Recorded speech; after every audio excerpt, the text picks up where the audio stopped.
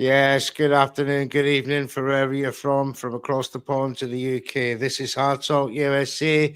This program is sponsored in partnership with Falcon Contracting and Jams Boxing Chat.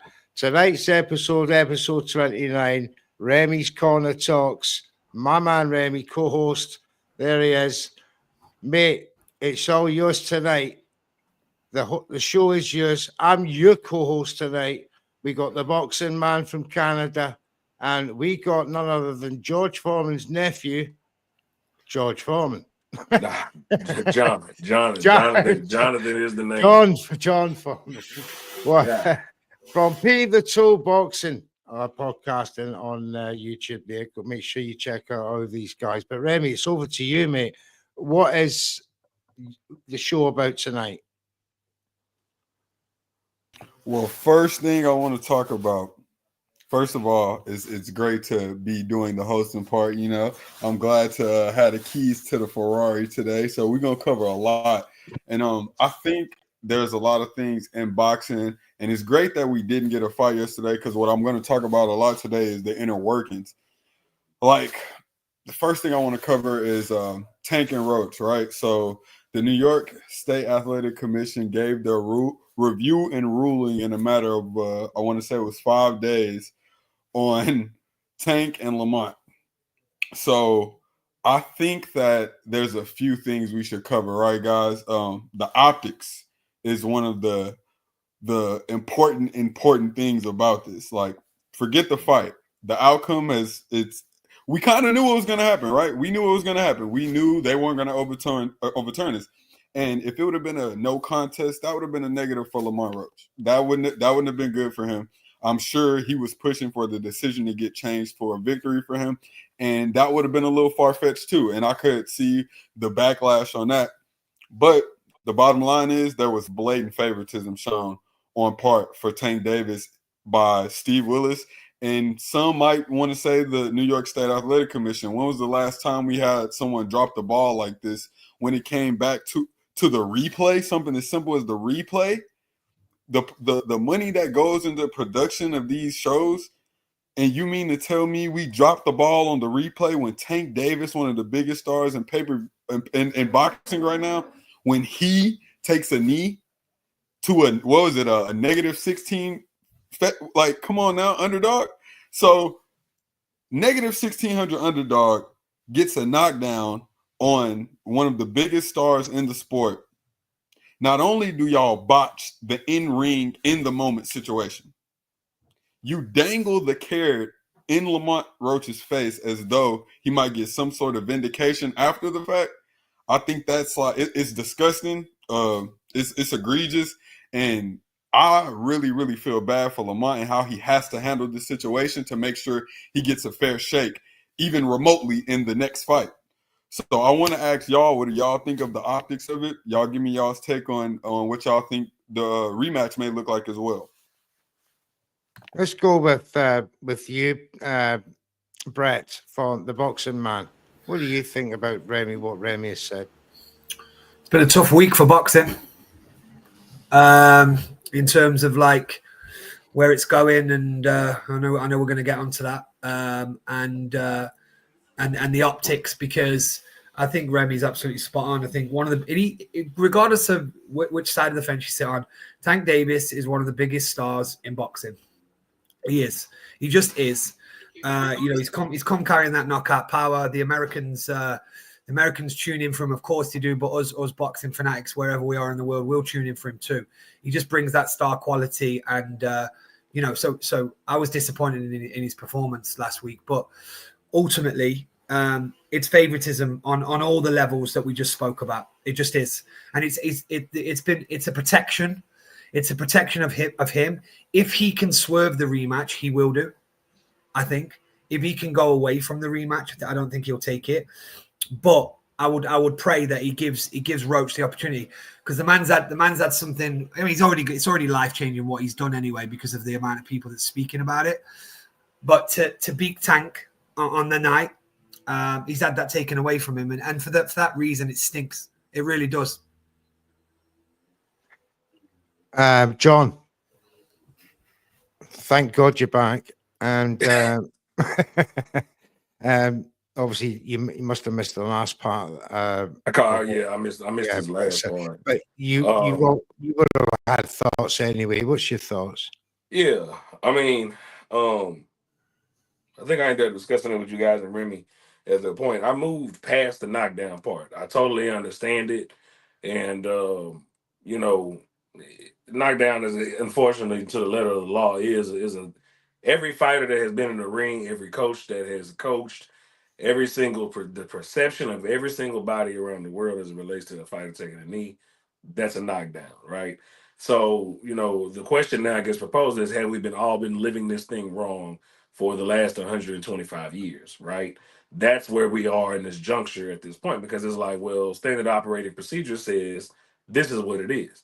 So what it is and what it's not. Now, like I said, I moved on past the knockdown where I got into everything, and the frustration part for me were the two things that we are explained as fighters backstage in the fight before the fights even happen. Corner, do not come up unless instructed by the referee. If you cannot touch your fighter unless instructed by the referee, right? A fighter cannot initiate his own break time out, hang outside of the ring. You turn your back in the ring like that without the referee discretion. There's a lot of things that go into it.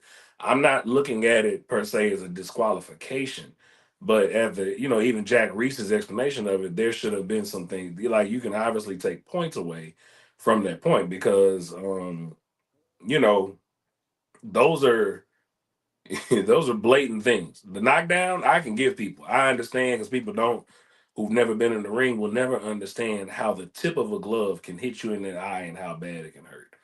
Um, so, as far as them not changing it, the worst thing that they did, which they shouldn't have done, was acknowledge the fact that they got it wrong and they should have counted it at that night. So, yeah. Yeah, I mean, from my perspective, it was a failure on all fronts, from production of the event to the refereeing to the stewards who are supposed to be there looking after such people, to the sanctioning body, to the commission, for what's happened afterwards, because there's measures in place to stop this kind of thing happening. And, it's just a complete system failure. And the result of what happened, on March the 1st is huge. The impact is huge because it could be a game changer. Because as you said, Foreman, we've been playing the game wrong for all these years, such as the explanations that have been coming out from both tank fans and the commissions and the sanctioning bodies themselves, who are not sure on their own rules. So, listen, at the end of the day, money talks, and the A side of this equation has certain rights and privileges, whether we like this or not. And it would be against the money to have either reversed this decision and given Lamont Roach the win. As you said, Remy, no contest would have benefited nobody in that scenario.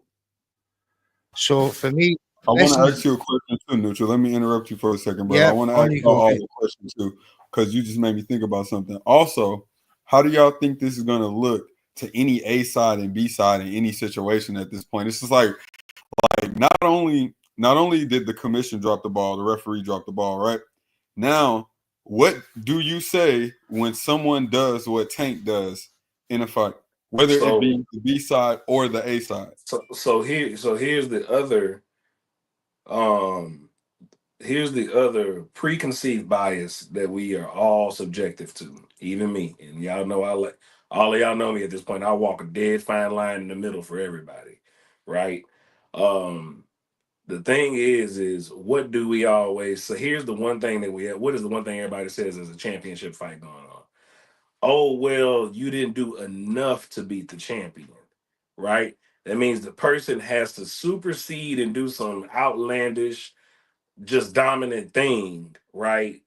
And to get the at least a round from somebody. That means you've already given the bias of the tough round to the champion instead of looking at it round for round like we all should. Not did he beat the champion this round or did he win the round? It's not, Uh, because you got to think about it. Every championship fight, in a sense, is for the Gold Cup, is for the Super Bowl, e- is for the championship. It's Game exactly. 7 every single championship fight. So it's not necessarily, well, did you get another be the champion? No, it's did you win the round?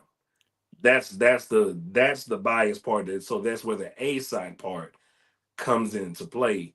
And Yeah. we all know exactly what that looks like and what that means. Because, like you said before, traditionally a knockdown, it's automatic 10-8 in people's minds. And I've seen the arguments coming out of on Twitter. And by the way, big up to the Commission, aka Ray Dollar Trilogy. Big up, my man. Thanks for coming through. Um, you know, we'll get to you in a minute, big man. But like you said, are these privileges going to be passed on to other A-siders now because they think, well, Tank's done it, I can do it. He got away with it. No, The commissions didn't act. absolutely Nobody not, because you're going to see every referee go 1,000% back to the way we've been standardly operating for the last 125 years. It's not going to fly. Yeah, Steve Willis just put everyone on notice. Steve Willis just put everyone on notice. Absolutely. Everyone. Let's get Ray Dollar Show. Welcome to the show. The first subject is obviously Tank, the impact of the Roach fight. Remy was questions asked about the referee, the sanctioning bodies, the fact that Roach is, in some people's eyes, has been done over by not only the commission but the sanctioning bodies. What do you think? Yeah, Mike's muted, mate. With this whole Tank thing, they dropped the ball on it. Everybody knows that. Everybody knows they dropped the ball. It happens. It happens in the sport. When it comes down to it, it's still like it was a bad look, right? It was a bad look. They got everybody talking. Where we go moving forward, that's where I'm at with it. What's going to happen moving forward? Is it going to be one of these things where this is going to be the new norm? Are they going to allow certain things now, or are these refs now going to dumb down like the brother was saying previously? Is it going to go back to the old ways? They're not going to play around. Did this whole A-side situation play a part in this? Yeah, I believe so.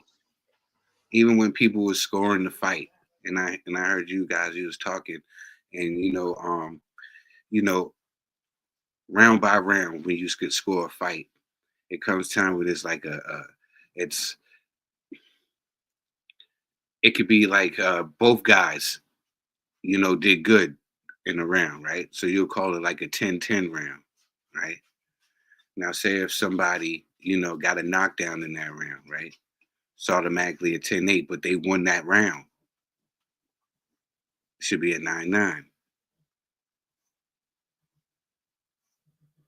If I can ever figure this doggone stupid microphone out, yes. However, it will go back to a 10-9 with the knockdown instead of a 9-9.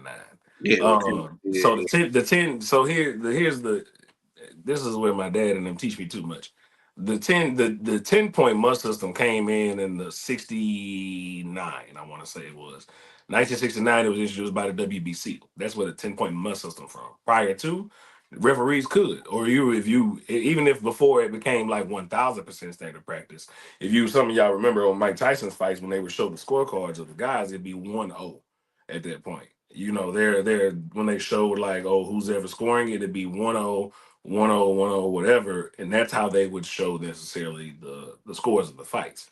You know, 9-9 thing was a possibility 1000%, because like, what if both guys get knocked down? What you Yeah. gonna Yeah. right? That's a 9-9. You know, and in that answer, for that answer, that goes to George and Ron Lyle. What happens then? What you gonna do when everybody's knocking everybody out?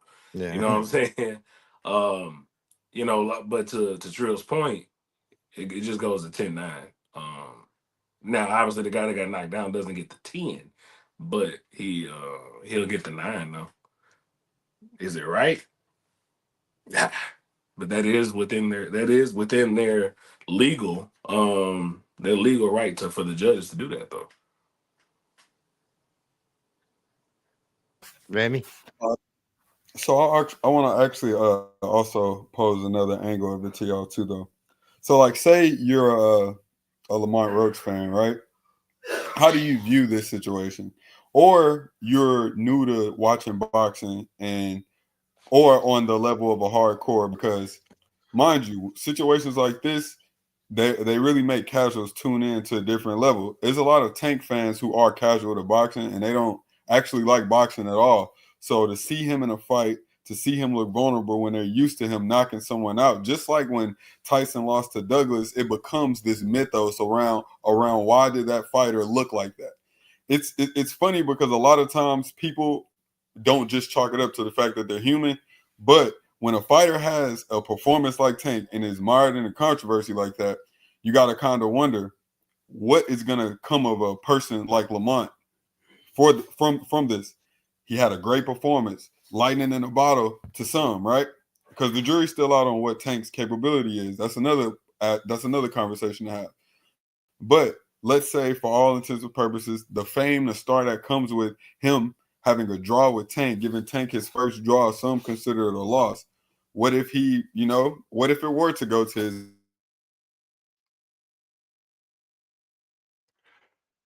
I think Remy's seized the moment there. He's Brett, already got. oh, there you go.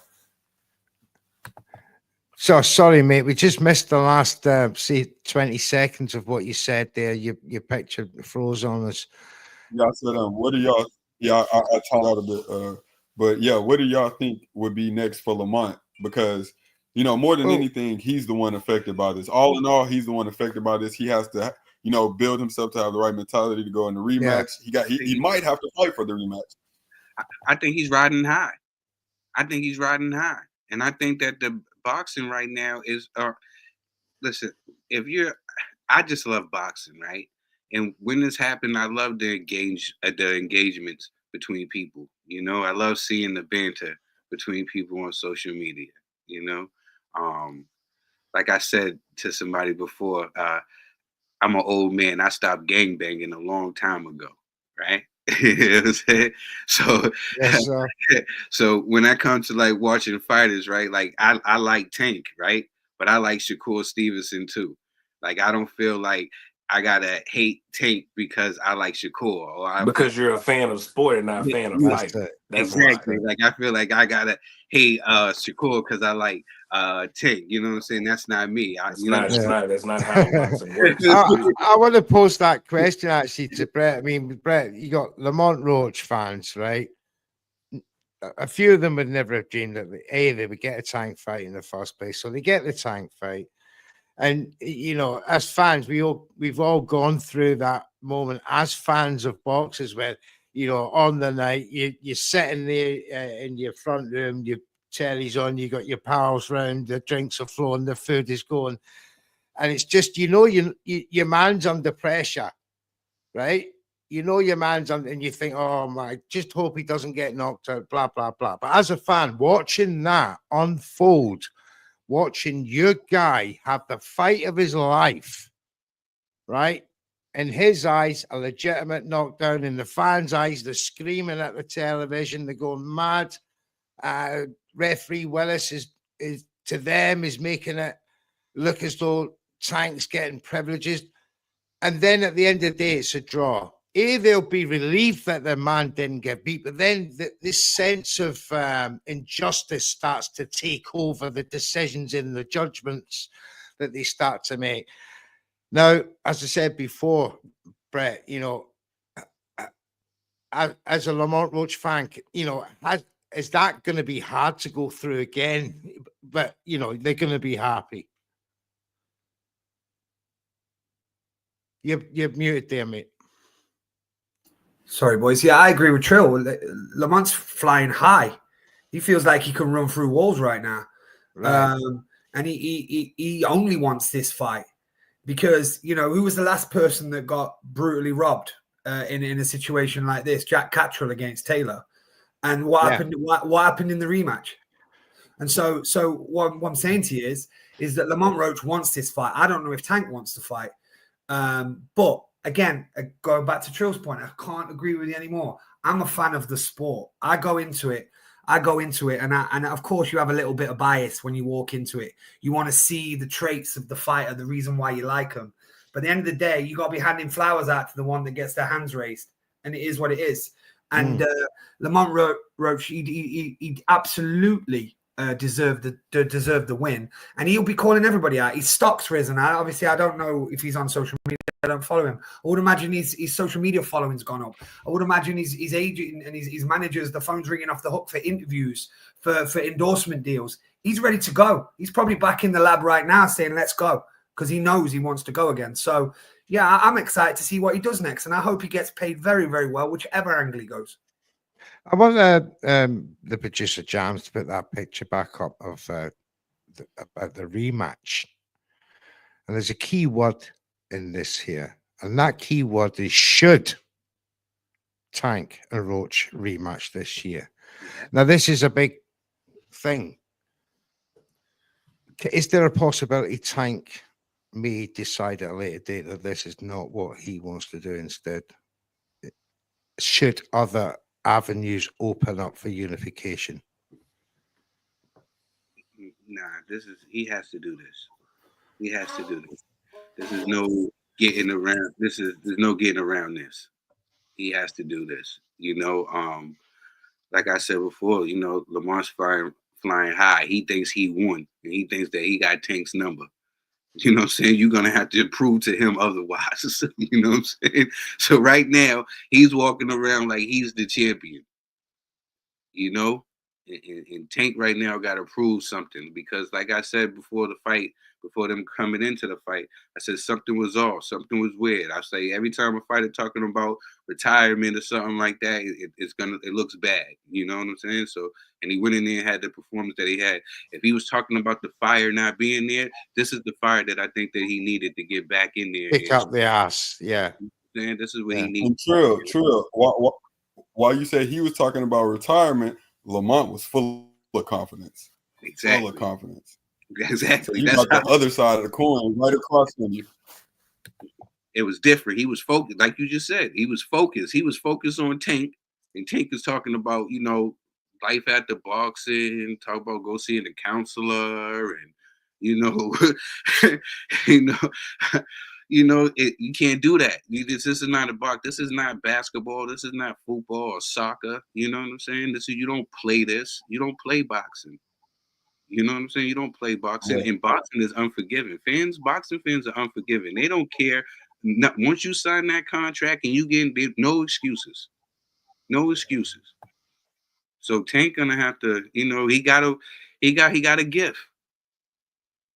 You know, every fighter gets a gift. Do you think he what? Because again, I'm not with the hate crimes online of saying, oh, Tank's horrible, Tank don't, he's a duck and all this. Let's not talk about that. Do you think Tank wants it though? Do you think he must be thinking, I should have knocked this guy out? Like, does he say to his manager, get me him next? He said he wanted in May. So that was showing me that something is clicked inside of him, like, all right, cool. This is, you know, I don't like this feeling. I gotta erase this feeling. I don't like this feeling. People ain't thinking that I am who I think I am. You know, this don't sit right with certain people. Some people need certain things to get up for. And I think this is what he needed.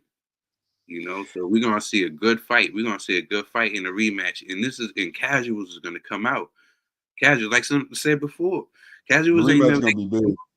Yeah, you was just saying it before. Like casuals are gonna come out. The people that just know Tank from seeing the hip hop stars, or people from social media talking about it. Just those casual people that come, they're gonna come and see it because they want to see the rematch. They want to see this is a big And soap their opera. first time I'm not gonna lie to you. If I'm seeing him, their first another time seeing champion of Tank Trib, somebody, they seeing Lamont doing that. I ain't gonna hold you. If I'm a champion of somebody in another weight class or anything else, Yeah. I'm trying to be on the undercard of that. Yeah. Well, I tell you that right Yeah. now. I don't It's care if gonna be you locked tell in. me. I don't care if you tell me I need to be on the prelims. Yeah, I need to be a part of that undercard definitely. it's All it's the gonna eyes be gonna be on it. bigger than because fight one. Then these type of things are absolute. Roy Jones and Montel Griffin too. No, I Yep. mean people tuned into the first one. Don't get it twisted because it was like, okay, let's see what happens. Then the DQ happens, and everybody's like, Oh, hey, yo, that's kind of wild because Roy Roy got to was get going his to dip sleep him back. anyway. Roy got Roy to was get going his to dip sleep back. him anyway, right? And so then Roy goes out and blasts him and went around right in there. But it was must see because how is Roy going to react? that's a Hey great fellas, question. Let's move some on to great news just came up. Some oh, great go news on. just came across, actually regarding the next topic, and it's crazy how this happens because I was just about to tell y'all the next topic is going to be Bivol and Benavidez, and it's looking like that's getting across the line, y'all. There's rumors that that's getting across the line, but Bivol and Benavidez, and I wanted to ask y'all, what did y'all think of the matchup first, and then two, what if do y'all make it a possibilities?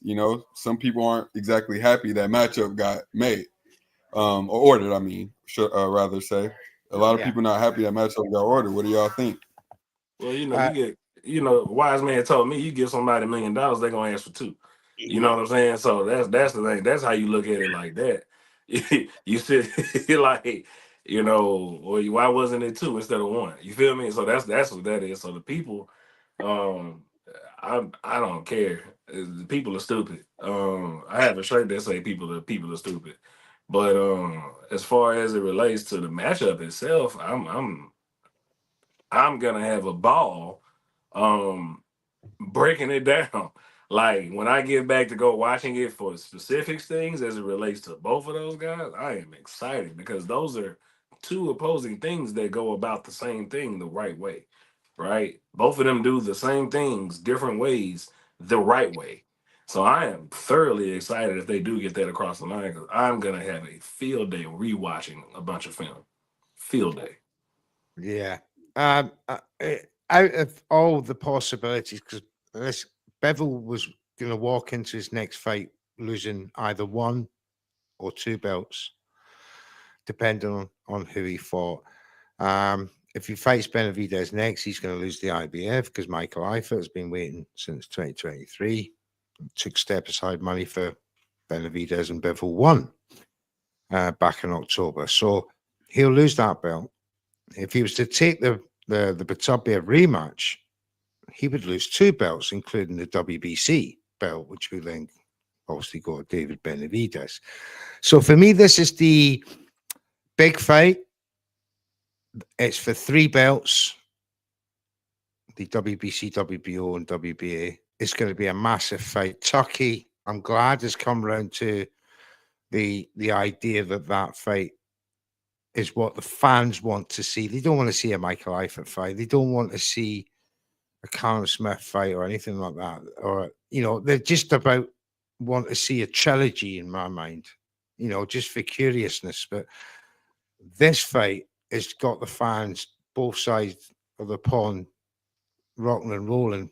David Benavidez versus Dimitri Bivol, because it's the next evolution. What do you think, Brett?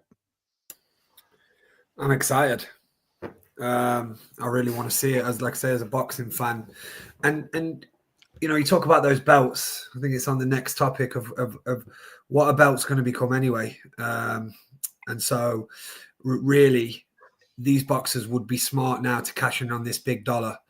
and take on the best. And you know, you don't hear Benavidez trying to protect his O. He's not bothered about the O.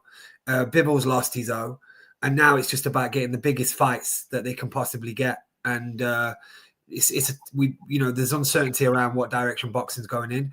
But if the big fights are to be made right now with all the money that's there, these boys would be stupid not to take it. And ultimately with the Bivol Benavidez, like go back and watch 1 and 2 because that's what you're getting for the third, and you just decide which way it's going to go. You just can't split these boys.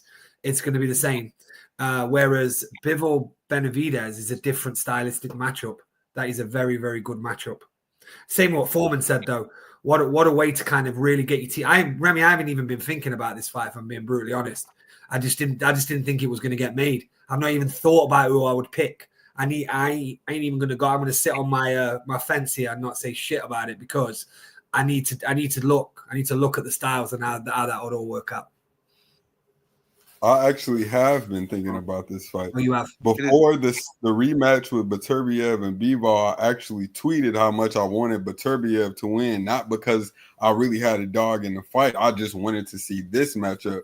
I think David's hand speed is a very, very – that's David's hand speed with what he's trying to do in comparison to how Bivol usually gets out of trouble is what I'm very interested in. What the things that Bivol does to get out of trouble, it's gonna always work against guys who are aggressive, but they're slower. He's faster than them, and a lot of the times that's why, like with Canelo, if Canelo would have had a bit of a more speed advantage, he would have been able to do a lot more against Bivol. But that I would say their speed was about matched, and Bivol's length. In his, I would say his IQ, he's a bit smarter than Canelo as well. He was able to take over the fight and make it look really easy. David, I don't think that fight is going to be like what's the immovable force meets, you know what I'm Unstoppable saying? Like, object. Unstoppable object. It's going to be one of them fights. Now, I'm not mad at the fight at all. I'm with you guys. I want to see that fight, but just call me. I don't know. Like I say all the time, maybe I'm getting softer in my older age, man. You know what I'm saying? I'm a helpless romantic, man. I wanted to see the third fight. I feel like it was only right. Like my man ride off in the sunset, get one more bag, and ride off in the sunset. You know what I'm saying? I mean, right versus the best. Which one do you go with? You know what I'm saying? I get it. He didn't want to do the second one, but you know he didn't. He wanted. I think he wanted to retire. Yeah, he wanted to retire. You know what I'm saying? He wanted to retire and go off. He wanted to go home. He tired of the knee injuries and everything. But you know they threw the money at him, and he lost that one. At least let him get one more bag. You know what I'm saying, for life after boxing. That's all I was saying. I'm not mad at the Bivol Benavidez fight. I think David Benavidez and Bivol is going to be an exciting fight. I think that's going to be a crazy one. I think we're going to get in the middle of that fight is going to be fireworks. I don't think that Bivol is going to sit back and do the whole countering center. I think eventually he's going to realize that he's in the fight and he got to fight. Because Benavidez is coming to fight. He's live. He's coming up. He's like one of those guys. Like you gonna have to hurt him. You're gonna have to hurt David Benavidez. In order to stop him, you're gonna have to hurt him. You're gonna have to. Yeah, but even then, is that really a guarantee? We just saw Morrell clip him a couple of times, and he was like. Bet, you know. You know what? I'll look at fights like that, bro. When I see a guy like David, he went backwards, bro. That's another thing too. That's what I'm saying. He went backwards and fought Morrell. This is why I refuse to allow Canelo fans to shit on David Benavidez and try to make like what he's doing is nothing. He fought the vet champion in Vosdick. He got the vet champion Caleb Plant, the guy that was calling him out earlier in his 168 run. He got Andre, someone that everyone said that Canelo didn't want to fight, that ducked him in 2 divisions. He got him in his 3rd division, and he got him out of there. Then he went into this fight with Morrell with everything to lose, nothing to gain, and he made sure he gave a great account of himself, gave an exciting fight in all of these fights. And you mean to tell me this dude isn't building himself up to a strong B-side? No. This man If he has gets built B-ball himself. and beats This B-ball, man has built himself to He, what we call a handshake. And a if he handshake gets means we both B-ball and mutually beats agree that you B-ball, are that. That's Yeah. what it is. That man yeah, built himself to a handshake. yeah, he Is what that definitely.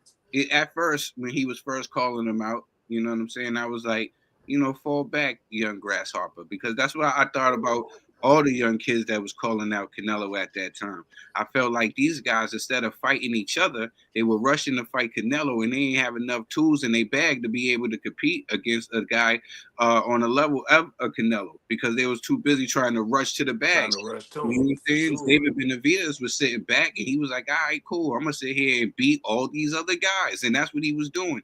And then when he said, forget it, I'm not going to chase you, Canelo. I'm going to go and set my own path. I'm going to create my own legacy. You know what I'm saying? I'm going to go to 175. You're going to have to chase me because I'm going to get something that you want. You I got loved it when he said that. I loved it when he said that. He said, "Nah, I'm not chasing you anymore. I'm gone. I'm gone." Yeah. That's what's up. That's what's up, because he wasn't Yeah. sitting there waiting around. It was different for him. It showed me that he didn't want a payday. He wanted something else. He wanted something different that none of these kids have nowadays. He was legacy. You know what I'm saying? Like somebody said before, like this is a different type of era. it's shaping up to a all-time 175, 168 run. He's putting himself in It truthfully is at a whole the as a whole Saggy because Warrior space. If these And I'm things a fly for him. everybody It's knows funny. I got a lot It's of funny you mentioned Canelo. We have a Canelo fan in here. Ulysses, welcome to the show. What's up, boys? Obviously, we haven't What's got up, time to Ulysses? tell you about everything that's going on, but you've been listening.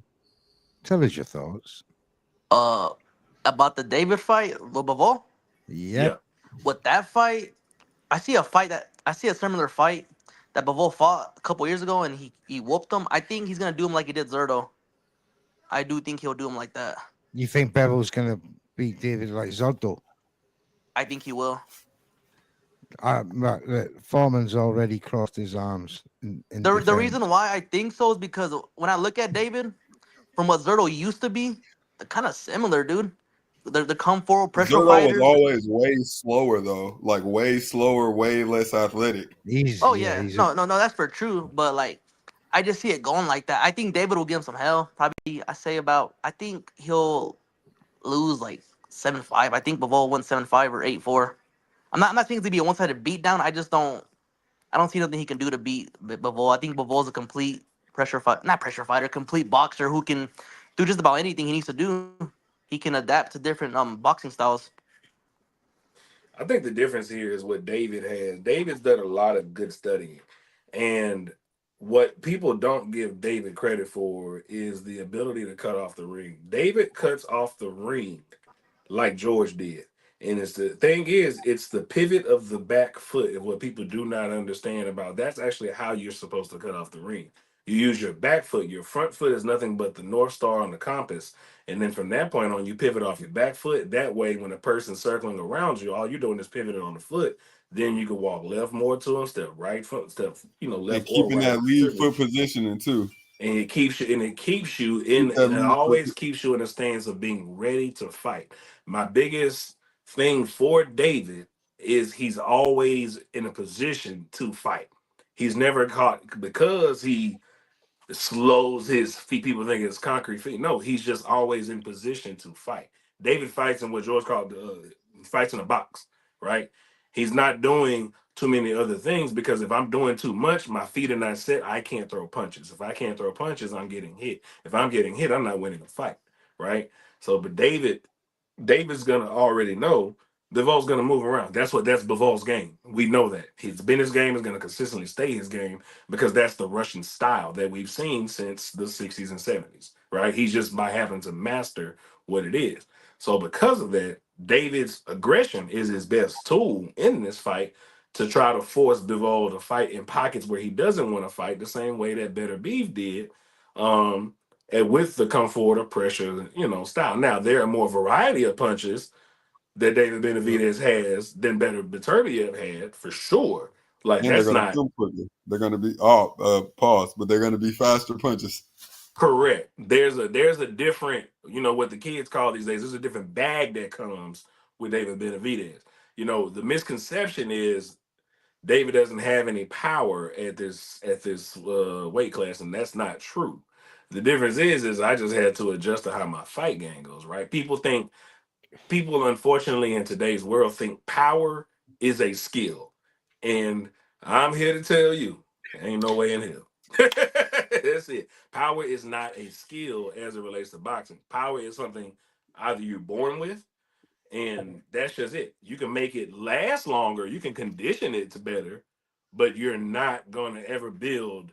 If you don't have one punch power, you're never going to have one punch power. It just is what it is.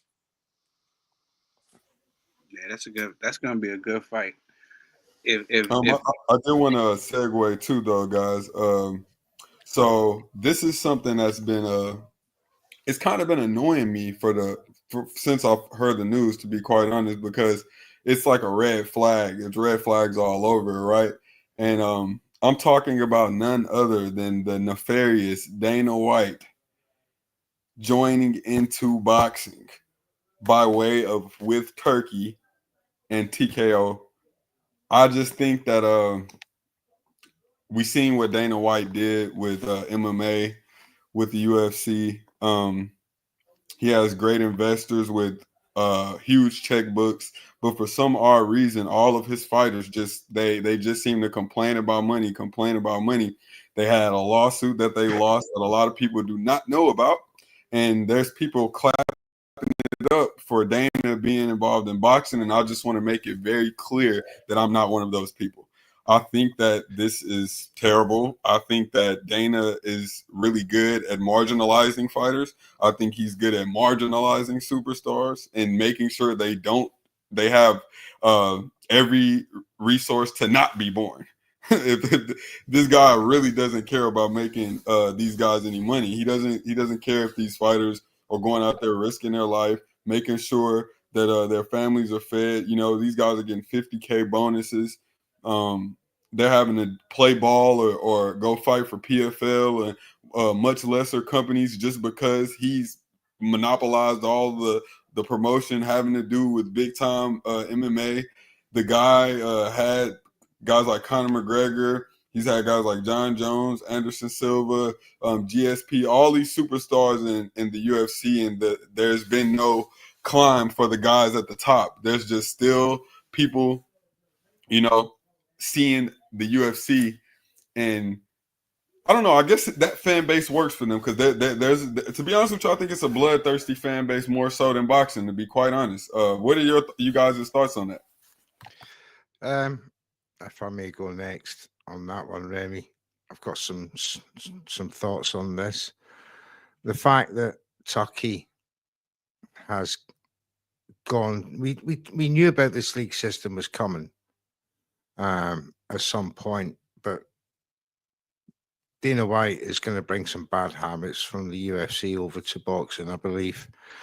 Now, the one thing to do when you get in power, like Dana White, through a benefactor such as Turkey Al Sheikh, is you start to attack boxing itself, and that's what I saw today from Dana White in that TKO interview that I saw, where he said boxing is broken from the ground up.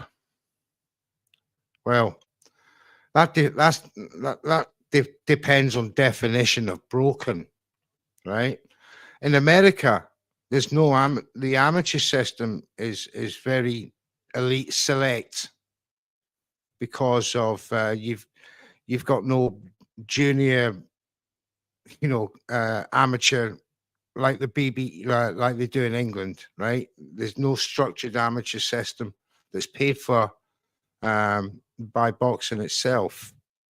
So the kids have to go to the clubs and and pay for it. In America, in Britain, slightly different. There's clubs and that run by councils and the local authorities that that encourage this type of a sport. But in America, I think that's what he's talking about. He's talking about where boxing hasn't got that lift up from the amateur system. But to criticize boxing saying it's broken as a whole is just a simple politician's attack to to convince people that he's here to fix it. And with Turki Al-Sheikh, who many call the savior of boxing, who can, he can't go wrong, can he? But as I've said before, this is C and D level fighters only, because you're not going to get anyone in the top 20 going to be, I would say, top 15 of any of the major sanctioning bodies who are going to be able to touch this. Though. I'm curious. Here's my curiosity, and you brought up a very good point of the elite amateur system we have here in America. Yeah. Here's the thing about it. I think there are 15 amateur classes, right? If I'm not mistaken, 15 amateur weight classes, 12 to 15, something like that. Either way, here's the unfortunate part about it. Let's just say, for number's sake, let's take 12 amateur classes, right? Okay, out of those 12 amateur classes, men and women, let's take the top 5. Okay, let's take the top 5 out of all of those 12 amateur classes. Okay, cool. That's 60 people right there. Now, out of those top 5 from each of those weight classes, how many of those top 5 are going to get signed to a major promotional company? Correct. Probably 1 to 2, right? And then even though those other, and the thing is those other 3 that are set to the side from that point, they're not bad. It ain't nothing but a point system at that. That's all it is. Mm-hmm. But because they're not 1, maybe 2, now that's who they're going to chase. So the thing is they're gonna get top talent, unfortunately, because you got those kids. Let's just say the top 3 from each one get signed, but then you got 4, 5, 6, 7, 8, 9, 10. Guess what? They're gonna end up going because they're probably in situations where they need that instantly. And guess what? Some between number 4 to 10, I guarantee you, out of all 12 of those weight classes, there are world beaters in there in the middle of that. Yeah, I've no doubt about that. That is the 100% unfortunate part about what they're trying to do, is they're going to ruin the fact that we're not going to see a true development of the world beaters anymore. That's what it is. That's my point. What it's going to do, see, the talent pool for me, the professional ranking pool hasn't increased overnight with this creation from Turki Al-Sheikh and Dana White. What it's going to do is going to keep those 6 to 10 ranked guys, when they do finally come through to the pro ranks as young'uns, it's going to keep them busier, shall I say, within the pro ranks than it is now, because it's damn hard to A, to get signed, and B, to get a fight. Let's see, Brett, what do you think about that? Yeah, I don't like it at the minute. I said earlier on in the week, I'm easily turned in terms. I just want to see fighting, and I want to see great fights. But I am not a fan of at this stage of Dana coming across. I put a tweet out after the last Saudi card, and all I did was, I don't know if you guys remember it, I went online and looked at everyone's salaries and just put it out, purses, and just put it out there. And the amount of it went crazy, but the amount of MMA fans that atted Dana White in that and saying things like, "This is what they're getting. You need to step the fuck up and start paying your fighters." Now, I'm not saying that the relevance of that comes in, because if Turkey's behind him, TKO is bankrolling him, then there's going to be big money to be made. But the bottom line is that, he's already stepped in here and started being disrespectful. You imagine being all the other promoters that have gone before him. Boxing is broken. Are you taking the piss? Like, who are you talking to? Who are you talking to? Like, these guys are what we just talked about there. These guys are paving the way for these young fighters to go on these small hall shows that we all watch, that we all support as boxing fans. This league, yeah, it's a fantasy thing, and I'm sure we're all going to tune in and we're going to be a bit hyped by it. But the bottom line is that I really, I've got my doubts about this. I've got my doubts about where the sport is going to go. And, it's like Remy, you're making that announcement going, oh yeah, the Bibble Benavides, I'm hearing it, it's close. Like we're all like, oh, we're excited about it, because we never thought it could happen. And there's still a little bit of excitement to see if we can get these two promoters in a room to discuss whether their fighters are going to fight. It's all part of the game a little bit. But the bottom line is I am completely out on this at the minute, and in terms of where it's going to go. But we'll, like I say, I'm easily turned. But I have my massive doubts about Dana White being involved in boxing. And somebody just put it in the comments here. Imagine Frank and Eddie going into the MMA world just because they can, because they understand fighting, they understand marketing, they can put on great shows, they can get Sweet Caroline over to the MMA world, like whatever. Like, but they don't, because they stay in their lane. And fucking Dana White's in this lane now.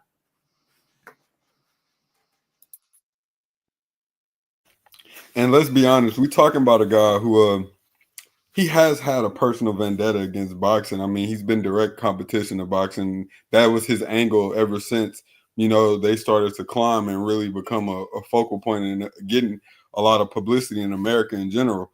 I also just want to segue to something y'all just touched on, right?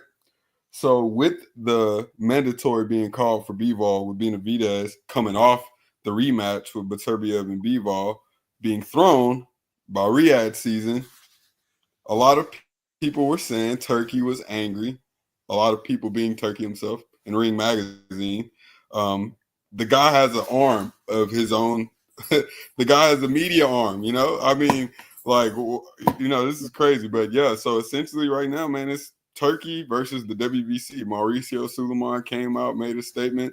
There's a lot of stuff getting shooken up right now. And it seems like for as much as everyone was swearing that we were going to get the fights again and et cetera, here we are going through another boxing Cold War. Here we are right on the precipice of another boxing Cold War. Say hey, Nala. What I found interesting was, after the Canelo press conference. Now, I can't remember what come first, the press conference or the order for the WBC mandatory. This Cold War between Suleiman and Turki Al-Sheikh is clear and present right now. They're making it obvious. Is this good for boxing? Is this not going to create another of what we've seen already before, John? That we're going to be prevented fights that we want to see. In all honesty, Turkey doesn't win that battle with none of the. In my thought process, Turkey doesn't win that battle with the sanctioning bodies, because every single last one of those. I'm at to ask my mama where one of my amateur belts are. But the amateur belts outside of the national, when you win nationals, that one's blue or whatever. But outside of that, the rest of those belts you win in amateur tournaments, they look like the WBC belt, the WBA belt, the WBO belt, the IBF belt. Those are things. So we've already grown up. Well, not we, because I was older when I decided for amateur, but nonetheless, the kids growing up looking at those different color belts and saying, I want that. I need that. I got one just like Andre Ward. I got one just like Devin Haney. I got one just like Shakur.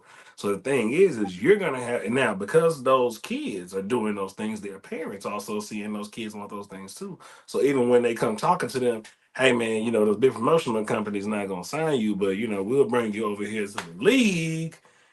And you'll be like, yeah, but I ain't doing what my idol did.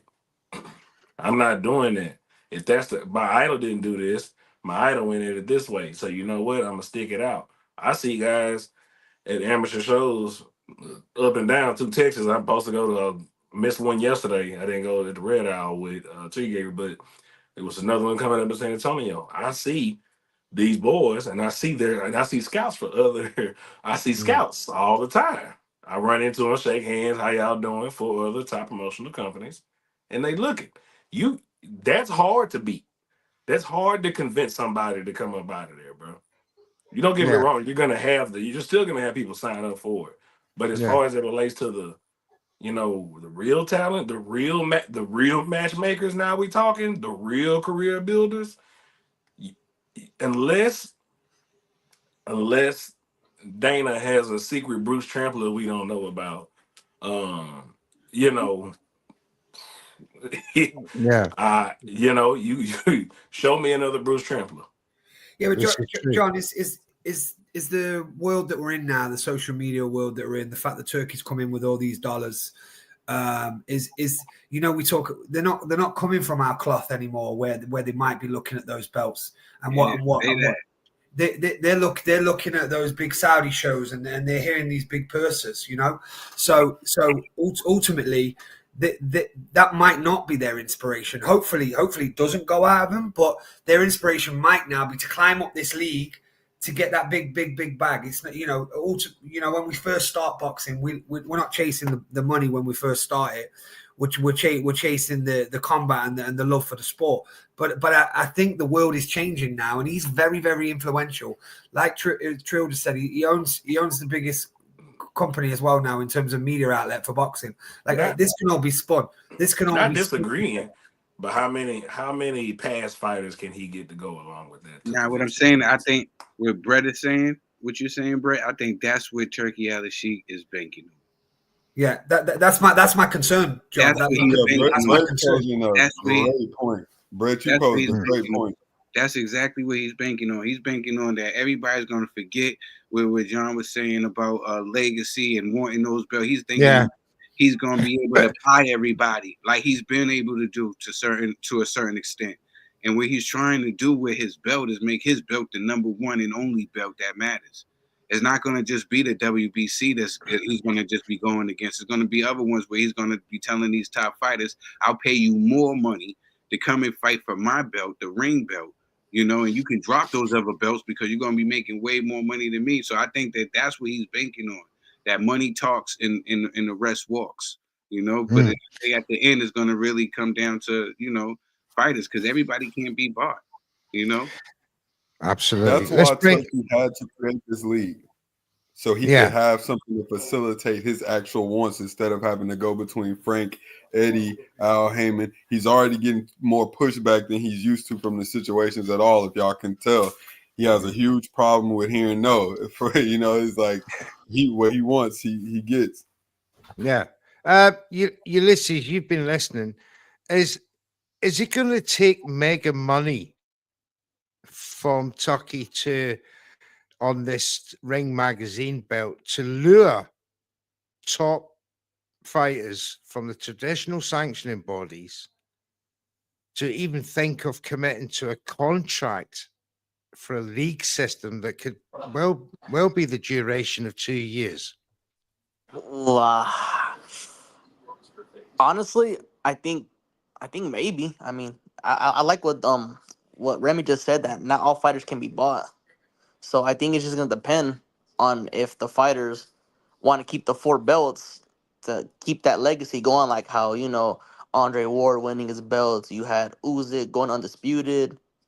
It's just different stuff. It just depends on the person. I hope not. I think this system, this new thing, is gonna be like that. What was that show with Ariola? Contender. I think it might be like that. I think it could possibly be like that. If y'all remember that show, It'd have Contender. it'd have to be a mega concept, far bigger than that kind of he already got Canelo. Whatever he made Canelo pass that belt out. He said, "Oh, you don't want the belt? Okay, fine." See, that's the division I'm talking about. That's the money. Suleiman is watching that, thinking, "Motherfucker, what are you doing? That is my belt." That's and you're ordering it off the stage. But my question Hey, is, guys, I wanted to point something out too, though. What Turkey has to do, and he's kind of in the ballpark of doing this by having Ryan Garcia, Teofimo, and Devin on this Fatal Fury card. I've been saying this for a couple years now. Tank Davis for the next few coming years, but even more so these next couple guys. Devin Haney, Ryan Garcia, Teofimo Lopez, Shakur Stevenson. If you're not in the business of those 4 fighters in the next upcoming years, you're not gonna have any parts of what's going on in those glamour divisions at 140. Exactly, because they're So in their Turkey has to have 20s. one of those guys. That you're not going to get these young boxers who grew up with the full four belt system, right? The stories of Mike Tyson, Joe Louis, Muhammad Ali, all the rest of it. They're not going to forsake that history very, very quickly. This vision of TKO, Dana White, I think, in the absence of putting $20 million on the table right now for one of his belts, you got to climb a league system to win that $20 million prize. It's going to take 2 years. Well, I'm sorry, you're not going to attract that kind of attention from these prospects like Abdullah, not prospects, these are contenders now. Your Keyshawn Davis, your Abdullah Masons, dare I say it, Floyd Schofield, and other youngsters that are coming through who are used to being grown up in the amateur system, going into the pro ranks in the four belt sanction era, and then think, I want to go and fight C and D fighters for the next 5 years, because this is going to take 5 to 7 years to get to top level boxers. Remy. I mean, at this point, I feel like you kind of can't say that because I think they are going to kind of end up following the money, to be quite honest. Like, I think you're going to have some of the guys who want to go the traditional route. And to be honest with you, that's always been a selling point for fighters as well. Like, even, the notion that, they're not scared or they want to fight this guy at any time, they'll fight anybody. That's all selling points for them as well. Fighters will tell you, after the fact. I've heard a lot of fighters talk candidly about what they thought of fighters after their careers. Like I've heard Ali say, I was scared of this guy. I've heard George Foreman say, I was terrified of this guy. They're honest, but in the moment they couldn't say that. They said the total opposite in our faces. So, like, I think a lot of the young guys, right? And for instance, I'll bring up Devin Haney. I like Devin Haney a lot, right? I built a relationship with him on social media and ended up, becoming a fan of his because of the things that I saw him speak on as a fighter, right? I can honestly say that as of late, it's been kind of obvious some of his moves have been a bit money orientated. Taking the Ryan Garcia fight at the time he did, he was taking it because he was segueing himself into a fight with Tank. That's what he was concerned with. That was his focal point. He wasn't necessarily worried about unifying 140. He was worried about putting himself in position to get those fights, right? From my perception, I always looked at him as a fighter who was trying to do things the traditional way. And when I say traditional way, I mean I fight the contenders. I do what's necessary to put myself in position for a belt. I beat the champion, and then I go on and take all the great fights that are supposed to be taken by me in my era at the right times. So the number 2 guy, if I'm the champ, I can't get the number 2 guy, 3 guy. I'm staying in the top 3 to 5 every time I'm fighting, and I'm going I'm moving up to the weight divisions at the proper time, and I'm taking them over, right? That's what I thought he was doing. A lot of these kids, Ryan, don't care about belts. Tank, don't care about belts. They're the biggest guys now. So I think we can go into a full-blown, we don't care about belts soon here. You got a point there. That, it solves the equation of legacy fighting, but prize fighting on the other hand, it's a bit of a Berlin Wall. The legacy side, and the other side is the cash side. I think that's probably the vision that they're trying to do, but there is going to be an alienation between the two concepts, if you understand, between TKO and the 4 sanctioning bodies. But Remy, let's wrap up the show. Anything else you want to add to this? Great show, by the way, Remy. Appreciate it, brother. Thanks for letting me do it, bro. It's always great. We make sure we bring everybody this on Sundays. Appreciate y'all for coming on the panel with us. Brett, Foreman, Ulysses, Trill. We love talking with you guys all the time, shooting shit with y'all. I just want to say I am totally against Dana White being in boxing. I want him to stay far away from boxing. Please, Dana White, stay away from boxing. Make this like a one-time thing. And Turkey, leave the WBC alone, man. Leave the WBC alone, man. Leave him alone, all right? We love that green strap. Brett, your last thoughts, please. Yeah, on that note, Remy, I'm going to be massively petitioning for Eddie and Frank to go into the MMA world. I'm going down for it. Let them boys go over there and fuck that shit up. If you want to bring these guys over into our world, You want to infiltrate our world? We're going to infiltrate yours. Yeah, let's go. Let's do it. Let's go over there. Let's start building that base differently. But no, great show, Remy and Mr. Neutral. I love chatting boxing with all of you. This has been a boxer show, and this has been we've talked real boxing tonight and real thoughts. So yes, sir. God bless you all. It's been a fun one, this one. Thank you very much, Brett. Joe Dollar Bill, your last thoughts, please, sir.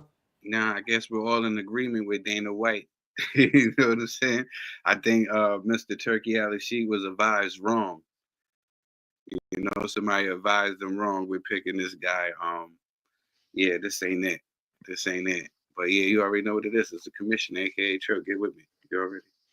Thank you, Trout. Mr. Foreman, thank you for coming on to our show. You're a busy man. You're giving us an hour of your time. Your final thoughts, please. Shit. That's been someone who's just about to be hit by a truck.